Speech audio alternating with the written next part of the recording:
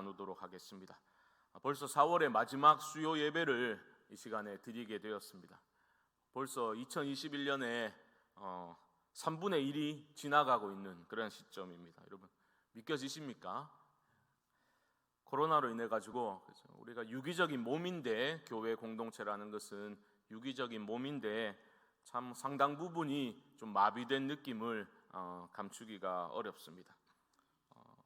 여러 가지 계획이 있었고 우리가 함께 해야 할 일들이 분명히 있을 터인데 상황이 허락하지 않아서 여러 가지로 참 답답한 마음이 우리 모두에게 있을 겁니다.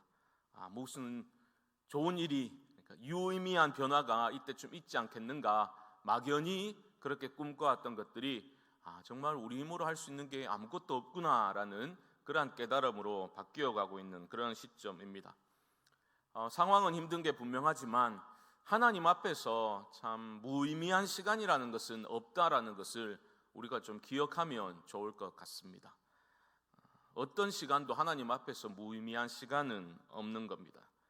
그래서 우리가 이 시간을 어떻게 공동체가 함께 통과하는가, 그것 또한 우리에게 주어진 중요한 과제라고 생각이 됩니다. 올해 특별히 우리 교회 표어가 주 안에서 함께 지어져가는 교회 아닙니까? 그것이 그냥 공허한 구호로 그치지는 않을 것이라고 저는 믿습니다. 어려운 상황 속에서 우리가 최선을 다해서 하나님의 얼굴을 구하며 함께 나아갈 수 있게 되기를 주님의 이름으로 축복합니다. 오직 한 사람이라는 설교 제목입니다.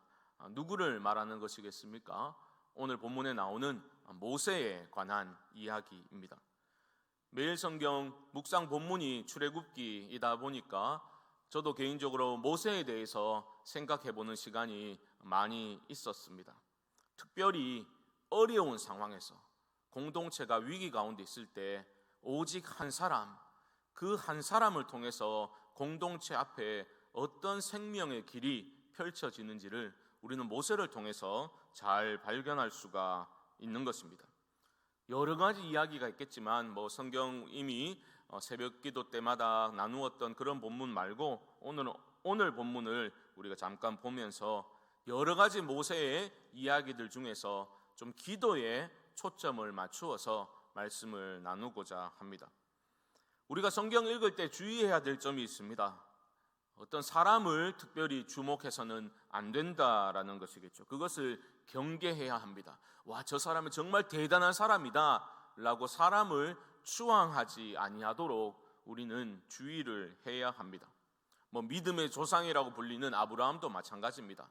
아브라함의 믿음이 대단한 것, 그런 점도 있겠지만 그것보다는 그러한 연약한 아브라함을 하나님께서 어떤 열심을 가지고 하나님께서 그 언약을 이루어 나가시는가, 아브라함을 어떻게 믿음의 조상으로 만들어 나가시는가, 그 하나님의 인도하심에 우리가 주목을 해야 하는 겁니다. 그게 분명히 건강한 신앙생활의 방법일 것입니다. 그럼에도 불구하고 하나님의 뜻에 순종하기 위해서 정말 몸부림쳤던 그 믿음의 선배들의 노력과 애씀 그 자체를 별것 아닌 것처럼 가볍게 생각하는 것도 또한 문제가 될 수 있습니다. 이런 예를 들으면 이해가 좀 더 잘 되실지 모르겠습니다. 종교개혁가 루터는 기도의 사람으로 잘 알려져 있지요. 그런데 우리는 BBT 프로젝트를 하면서 기도의 즐거움을 누리라, 그걸 하면서 우리가 작은 책자를 함께 읽어 나갔지 않습니까? 그 내용 중에 루터에 대한 내용이 분명히 있었지요. 어떤 모습이었습니까? 루터는 정말 기도의 사람이었는데 그 책에서는 루터 또한 연약한 사람이었다라는 것을 그가 쓴 편지를 통해서 우리에게 알려주었지 않습니까? 그런 글을 보면서 루터 별거 아니네 이렇게 생각하면 안 된다라는 겁니다. 만일 내가 새벽 3시간을 기도하는 일에 할애하지 않는다면, 실패한다면 그날의 승리는 마귀에게로 돌아갈 것이다. 이런 말을 하면서 날마다 하나님 앞에서 기도로 살기 위해서 몸부림쳤던 그 루터의 애씀을 우리는 별것 아니네 이렇게 생각하면 안 된다라는 겁니다. 모세를 생각할 때도 마찬가지지요.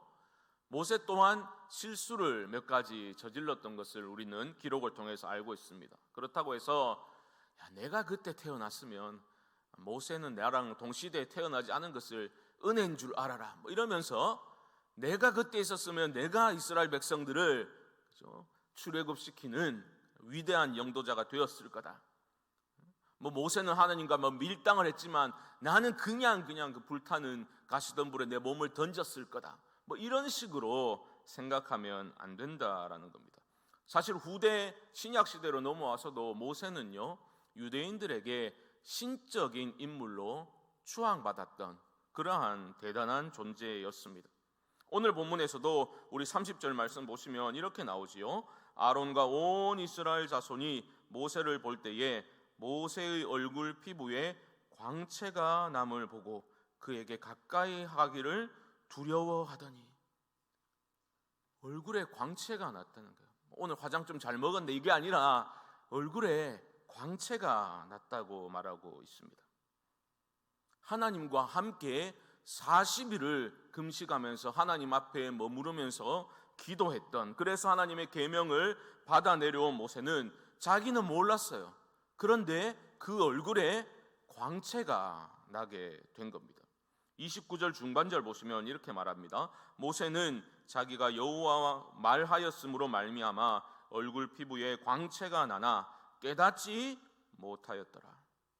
사람들이 두려워하는 것을 보고서야 모세는 내 얼굴에 광채가 나는구나, 그때서야 깨닫게 되었다라는 겁니다. 너무 광채가 나서 어떻게 해야만 했습니까? 얼굴에 수건을 덮어야만 했던 그런 거룩한 빛, 영광의 광채가 그의 얼굴에서 발하게 되었다라는 겁니다. 수건으로 얼굴을 덮어야 할 정도였습니다. 우리는 사람 없을 때 답답해가지고 마스크 벗고 있다가 사람 나타나면 마스크 쓰고 그런 거 하지만 모세는 얼굴의 빛 때문에 사람들이 나타나면 얼굴을 수건으로 가려야 할 정도로 그런 영광의 빛을, 광채를 발하게 된 겁니다. 이 광채는 영광이기도 하지만 권위의 상징이기도 합니다. 여러분 혹시 미켈란젤로가 조각한 조각상인 모세상을 한번 본 적이 있으십니까? 사진으로라도. 보시면 모세 머리에 뿔이 2개 나와 있습니다. 지금 또 전화기 꺼내가 찾아보시지 마시고 댁에 가시면 한번 찾아보세요. 모세 조각상을 보면 여기 머리에 뿔이 2개 나 있는 것을 볼 수가 있습니다. 왜 뿔이 나 있겠습니까? 이게 광채로 번역되는 그 히브리어 원어 그 자음은 뿔로도 읽을 수가 있어요. 그래서 구약 성경, 히브리어로 쓰여진 구약 성경을 라틴어로 옮기면서 이것을 뿔이 났다라고 번역을 했습니다. 그것에 기반을 두고 조각상을 만들 때에 실제로 모세의 머리에다가 뿔을 2개 그렇게 조각하는 그런 해프닝 또한 있었습니다. 뿔로 읽을 수는 있지만 뿔은 아니겠지요. 당연히 광채라고 해야 되겠지요. 왜 그렇습니까? 신약으로 넘어가면 사도 바울이 그렇게 해석을 했잖아요. 고린도후서 3장으로 가보면 모세가 그 영광으로 말미암아 바울 또한 얼굴을 수건으로 가려야 했다라고 고린도후서 3장에서 그 사건을 해석해 주고 있거든요. 얼굴에 광채가 났다, 이것을 장차 오실 그리스도의 영광의 빛과 비교해서 사도 바울은 설명을 하였습니다. 율법의 시대에도 그런 빛이 났거늘 하물며 영의 직분으로 인한 영광이 얼마나 더 빛나겠느냐, 사도 바울은 그렇게 말을 했었지요. 사실 모세의 얼굴에 광채가 났고 수건을 덮은 이 사건은 사도 바울이 중요하게 생각하면서 해석을 했기 때문에 신학적으로 다루어야 할 내용이 참 많습니다. 하지만 저는 그것 아니라 오늘은 좀 모세의 기도라는 측면에 있어서 그 얼굴의 광채가 기도와 어떤 연관이 있었는가, 모세의 기도의 삶에 대해서 우리가 살펴보고 함께 기도하는 시간을 갖고자 하는 겁니다. 기도를 생각할 때 여러분, 우리가 먼저 생각해야 될 것은 기도라는 것을 어떤 도구로만 생각하시면 안 돼요. 내가 정한 목표에 다다르기 위한 수단으로만 생각하면 안 됩니다. 기도를 해가지고 내 상황과 나의 어려움을 무슨 변화를 가져오고 상황을 역전시켜야 한다, 그렇게만 접근하면 안 된다라는 겁니다. 기도를 통해서 여러분, 상황이 변화되기를 먼저 바라기보다는 무엇이 변화되기를 바라야 되겠습니까? 나 자신이 변하는 거예요. 기도하면서 내가 변화되어야 합니다. 기도를 하면 할수록 사람이 독해지고 교만해지는 것이 아니라 기도를 하면 할수록 더 주님을 닮아가는 그런 사람이 되어야 하는 거예요. 물론 타고난 좋은 성품을 가진 사람들이 있어요. 호인이라고 불릴 만한, 허허하면서 매사에 그렇게 사람 좋은 웃음을 흘리면서, 그렇죠? 그렇게 반응하는 타고난 좋은 성품의 사람도 있습니다. 하지만 그 또한 한계가 있는 겁니다. 성경이 말하는 성숙은 주님의 성품과 인격을 닮아가는 것을 말하는 겁니다. 우리가 설교 후에 그 함께 부를 찬양의 가사처럼 예수님의 성품이 나의 인격이 되고 그것을 원하고 바라고 기도하는 겁니다. 내가 변화되고 내가 나의 인격이 주님을 닮아가는 그러한 것이 우리의 기도의 큰 소원이 되어야 할 것입니다. 그것을 위해서 필요한 것이 무엇입니까? 그러기 위해서는 기도가 반드시 필요합니다. 왜 그렇습니까? 기도라는 것은 주님과의 사귐이고 교제이기 때문입니다. 깊은 사귐과 교제의 관계 안에서 함께 시간을 오래 보내다 보면 주님을 닮아가게 되는 겁니다. 주님의 성품을 닮아가게 되는 겁니다. 모세의 얼굴에 나타난 그 광채는 사실 그러한 기도의 시간 없이는, 하나님과의 친밀한 교제의 시간 없이는 설명하기가 거의 불가능합니다. 모세는 분명한 기도의 사람이었고 그저 세월이 흘러서 이런저런 고생하고 많은 일들을 겪다 보니까 좀 성품이 다듬어졌다, 그런 게 아니라 기도를 통해서 모세는 성화되어져 갔던 것입니다. 모세의 기도와 관련해서 시간 관계상 여러 가지 일들이 있겠지만 두 가지 사건만 좀 자유롭게 살펴보고자 합니다. 첫 번째는 우리 모두가 잘 알고 있는 여호와 니시의 사건입니다. 이 사건은 정말 중요합니다. 중요한 의미를 가지고 있습니다. 기도와 관련해서는 우선적으로 하나님의 손에 승리가 달려있다라는 것을 굳게 믿어야 한다라는 것을 보여주는 사건입니다. 여러분, 기도는 하나님을 향한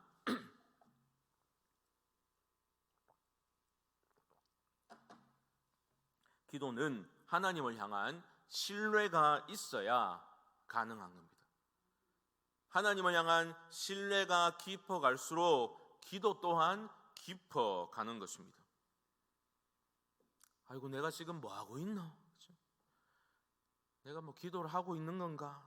기도를 하면서도 시간 낭비라고 생각하는 사람의 기도는 사실은 형식만 있을 뿐이지 기도가 아닌 것이죠. 기도는 하나님을 향한 신뢰와 믿음이 있어야 할 수 있다라는 것을 여호와 니시 사건이 너무나 잘 보여주고 있는 겁니다. 이것은 너무나 상징적이고 중요한 사건인데, 왜냐하면 이스라엘 백성들이 출애굽을 했잖아요.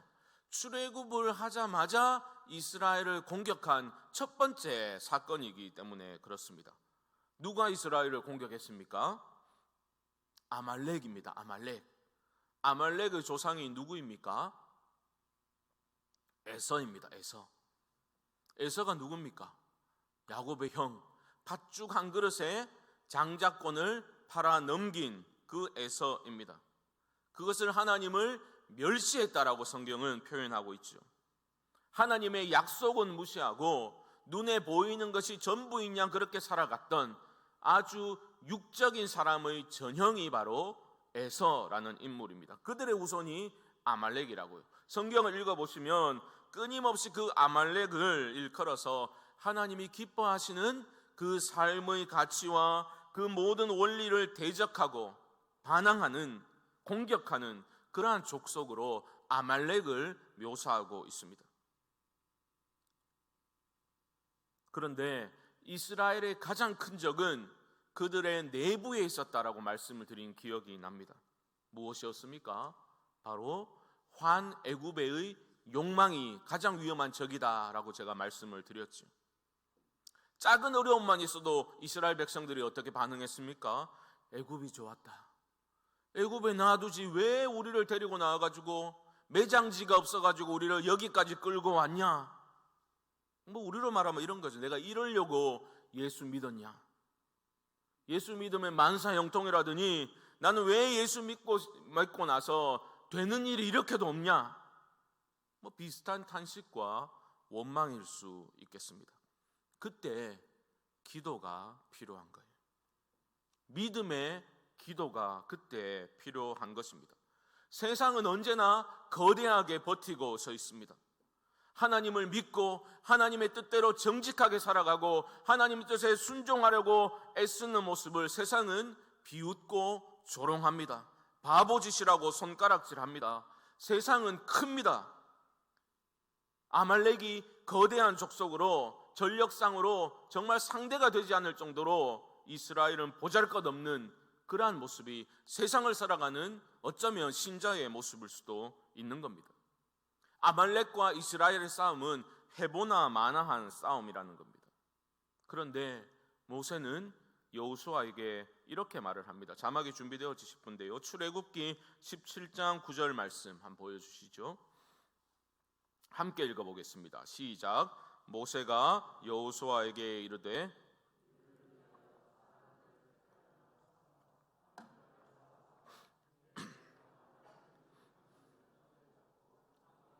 소리라. 아멘. 하나님의 지팡이는 그것 자체가 무슨 대단한 그 능력이 있는 게 아니라 하나님의 임재를 상징하는 것이죠. 사람을 뽑아다가 싸우라. 나는 산 꼭대기에 산에 오르겠다라고 말했습니다. 여호수아는 모세의 말에 순종하였고 그 다음 날 산 아래에서 아말렉과 맞서 용맹하게 싸우게 됩니다. 그런데 놀라운 일이 일어났습니다. 완전히 상대도 안 될 줄 알았는데 어떤 일이 일어난 겁니까? 일진일퇴하는 계속해서 막상막하의 그런 상황으로 가게 된 겁니다. 이스라엘 백성들의 전투력이 급상승해서 이런 일이 일어난 게 아닙니다. 출애굽기 17장 11절 말씀을 보면 이렇게 말하고 있습니다. 모세가 손을 들면 이스라엘이 이기고 손을 내리면 아말렉이 이기더니. 무슨 말입니까? 승패는 자신들의 전투력에 달린 게 아니라 하나님의 지팡이를 손에 들고 있던 그 모세의 손이 올라가면 승리하게 되고 손이 내려오면 패배하게 되는 그런 일이 일어나게 된 겁니다. 여기서 우리는 무엇을 보아야 합니까? 꼭 기억하십시오. 내 인생의 성공, 긍정적인 의미에서 성공과 승리는 내가 가진 지혜와 내가 가진 능력에 달린 것이 아니라 전적으로 하나님께 속한 것이다 라는 것을 여러분 믿으실 수 있기를 바랍니다. 그걸 믿으셔야 돼요.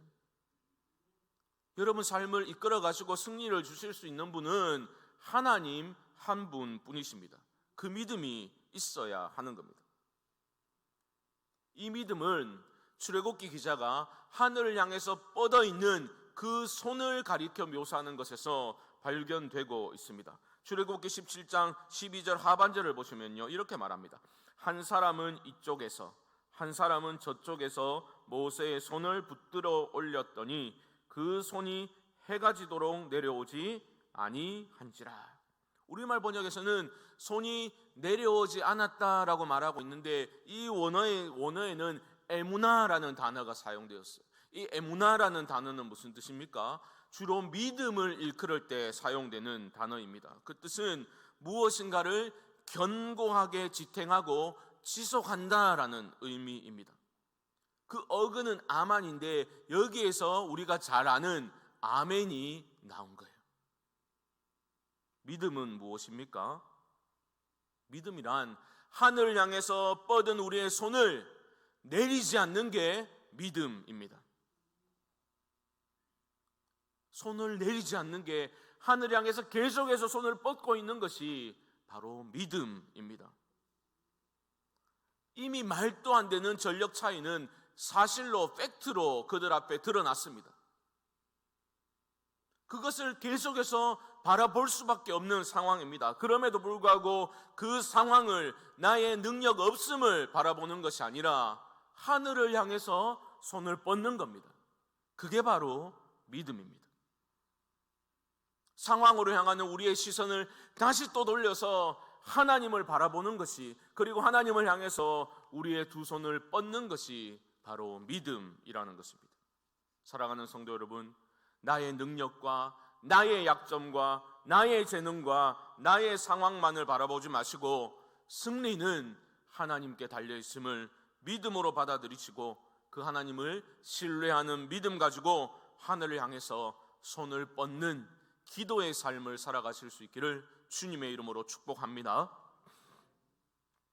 참된 기도는 결국은 하나님을 향한 좀 더 신뢰하고 끝내는 온전한 신뢰로 들어가도록 우리를 이끌어주는 겁니다.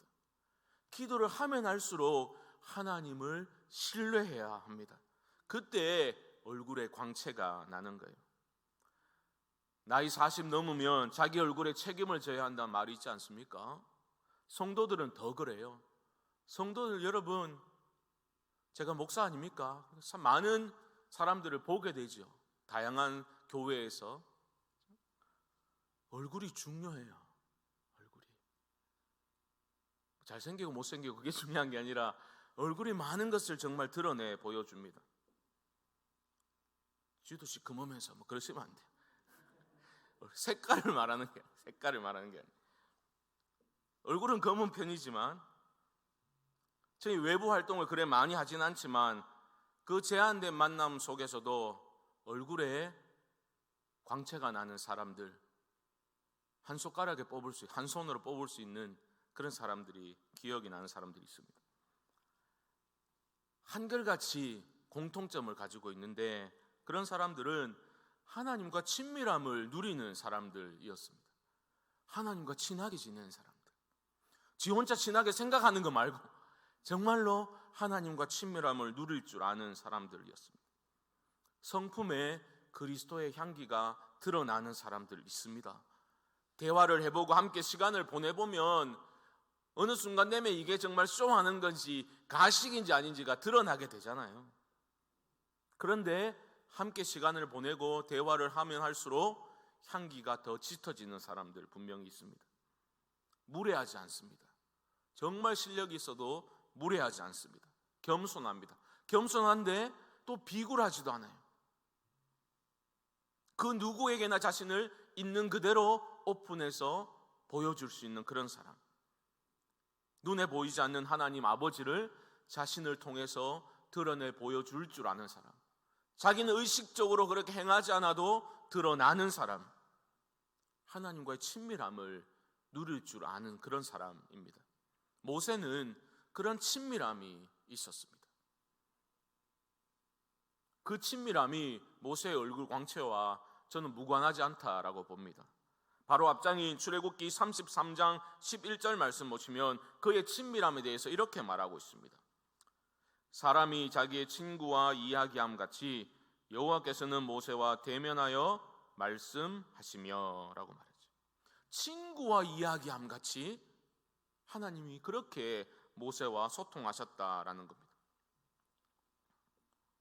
이것은 쌍방으로 이루어지는 일입니다. 생각해 보십시오. 나랑 별로 친하지도 않은데 뭐 와가지고 뭐 툭툭 치면서 막 친한 척하고 막 말 놓고 막 이러면 기분이 좋습니까?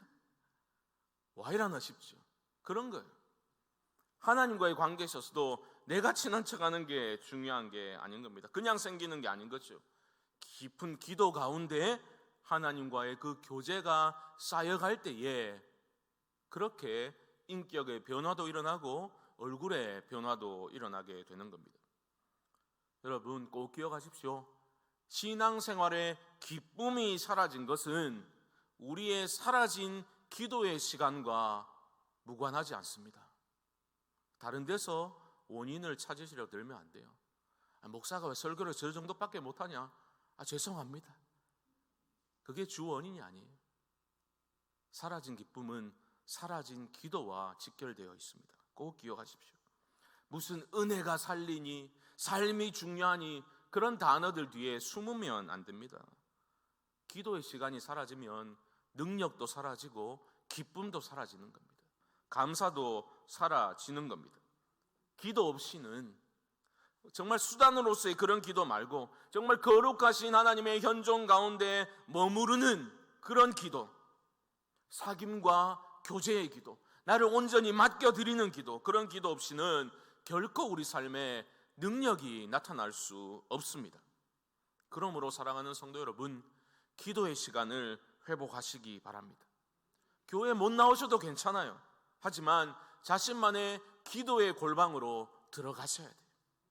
그 외에는 방법이 없습니다. 저는 길어봐야 사흘 정도밖에 금식 기도를 못 해봐가지고 금식 기도에 대해서 말씀을 깊게 드리는 것을 좀 부담스러워합니다만은, 모세의 기도를 말할 때 모세의 40일 금식 기도를 언급하지 않을 수 없겠죠. 여러분, 모세가 40일 금식 기도를 몇 차례 했는지 아십니까? 산에 올라갔을 때 있잖아요. 계명받기 위해서.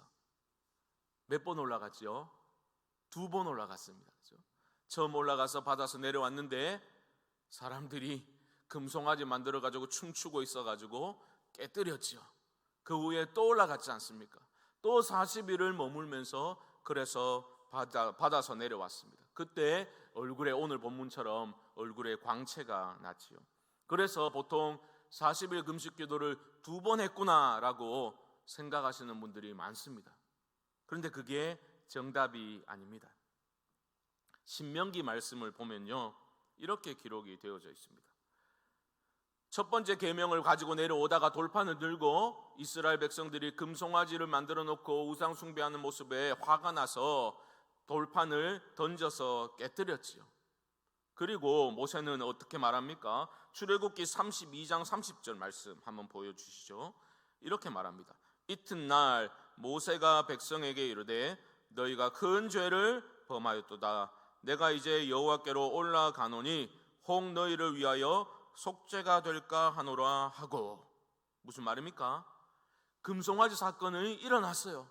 내가 하나님 지금 진노하셨으니까 내가 산에 올라가겠다. 그리고 너희를 용서해달라고 내가 기도하겠다. 출애굽기 기자는 여기까지만 기록되었고 모세가 얼마나 기도했는지는 말하고 있지 않습니다. 그런데 신명기 9장 18절로 가보시면 이렇게 말합니다. 그리고 내가 전과 같이 40주 40야를 여호와 앞에 엎드려서 떡도 먹지 아니하고 물도 마시지 아니하였으니 이는 너희가 여호와의 목전에 악을 행하여 그를 경노하게 하여 크게 죄를 지었습니다. 출애굽기에는 내가 산에 올라가서 너희 죄를 용서해달라고 하나님께 가겠다라고만 기록되어 있지만 신명기에서 모세는 자기가 직접 뭐라고 말합니까? 산에 올라가서 중보기도를 40일간 금식하면서 하나님께 했다라고 자신이 고백하고 있는 겁니다. 어떻게 간절히 기도했습니까? 출애굽기 32장 32절 말씀 보시면 이렇게 말합니다. 그러나 이제 그들의 죄를 사하시옵소서. 그렇지 아니하시오면 원하건대 주께서 기록하신 책에서 내 이름을 지워버려 주옵소서. 요람에서 내 이름 빼달라 이런 요구가 아닙니다. 생명책에서 자기 이름을 지워달라고 승부수를 띄울 줄 알았던, 하나님 앞에서 그런 기도를 했던 사람이 바로 모세였습니다. 우리는 보통 금식 기도할 때 누구를 위해서 기도합니까? 자기 위해서 기도하잖아요. 내 자식 시험 앞두고 있다고 막 금식 기도하고. 모세는 40일 금식을 자신을 위해서가 아니라 백성들을 위해서 했던 사람이었습니다. 오직 한 사람, 오직 한 사람. 이 모세 때문에 이스라엘이 사함을 받은 겁니다. 한 사람의 참된 지도자가 공동체에 어떤 영향을 미치게 되는지를 여러분 보시기 바랍니다. 저는 우리 교회가 정말 잘 되기 위해서는 간절히 자기 자신을 위해서 간절히 기도하는 것을 좀 넘어서서 진심으로 다른 이들의 아픔을 좀 함께 아파하면서 그들을 위해서 울며 중보기도하는 사람들이 세워질 때에 우리 교회가 건강하게 성장하게 될 것이라고 믿습니다. 여러분, 정말 힘이 나지 않습니까? 누군가 날 위해서 눈물로 기도하고 있다. 생각만 해도 마음이 따뜻해지고 너무 힘이 나지 않습니까? 서로를 기도해 주는 그런 모습이 하나님께서는 또 얼마나 기뻐하시겠습니까? 그런 중보의 기도가 깊어가면 우리 얼굴에 드리워진 그늘도 사라지게 되는 거죠. 빛이 나게 되는 겁니다. 사랑하는 성도 여러분, 우리 모두가 하나님을 더 깊이 신뢰하는 기도, 우리를 사랑하시고 우리의 삶을 책임진다 약속해 주셨던 그 하나님을 향해서 우리의 손을 뻗어서 내리지 않는 그러한 신뢰의 기도가 깊어져 갈 수 있기를 바랍니다. 매일의 삶 속에서 하나님과의 친밀함을 회복할 수 있기를 원합니다. 정말 나 자신을 위한 그 기도의 범주를 좀 벗어나서 다른 이들을 위해서 중보 기도하는 그러한 삶을 통해서 나의 얼굴이 빛나게 되고 빛나는 삶을 우리 교회가 모두가 살아갈 수 있게 되기를 주님의 이름으로 간절히 축원드립니다.